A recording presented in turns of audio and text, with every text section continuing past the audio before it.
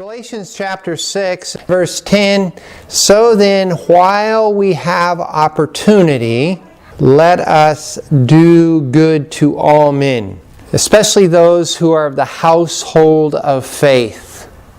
It's interesting. It says, "So then, while or as we have opportunity."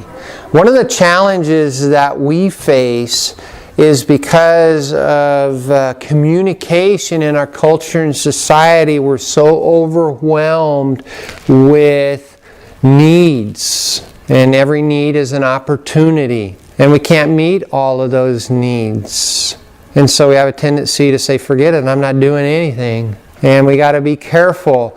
And I think it's important for us to recognize that we have circles of opportunity and circles of responsibility, and that we are to meet those obligations within those circles of responsibility as they go out. One of the things that's so easy to do is, especially with the internet, and get all of these appeals and these heart-throbbing emotional tugs from all of these terrible things or tragedies. It's easy to write a check for $20 and send it off to somebody you don't even have any idea who they are. And it may be legitimate or it may be a scam, but whatever the case is, we feel like we've done something good, and we fail to meet the needs of those people closest to us. In Luke chapter 10, the lawyer asked Jesus, wanting to justify himself, who his neighbor was.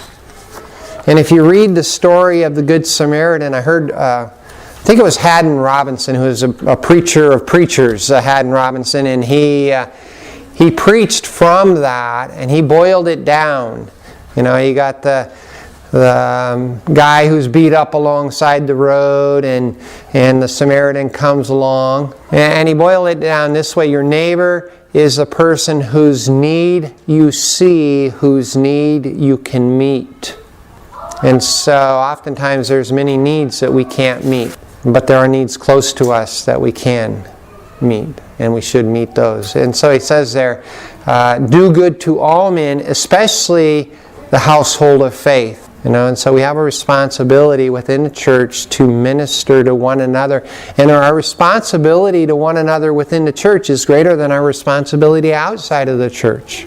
Now, there is a family responsibility, and 1 Timothy chapter 6 talks about the family's responsibility to care for people in the family is actually alleviates the burden of the church to care for those people. And so the family has that responsibility. We have a responsibility within the church and in our own circles.